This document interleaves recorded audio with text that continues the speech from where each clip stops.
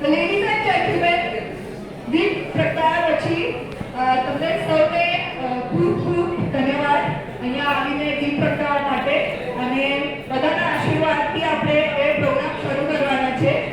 સૌપ્રથમ આપણો એક સરસ પ્રોગ્રામ થવાનો છે જેમાં એક ફેન્સી ડ્રેસ તરીકે આપણા નાના બાળકો જે છે એ રામાયણના અદ્ભુત જે પાત્ર છે એ બનીને સ્ટેજ પર આવવાના છે.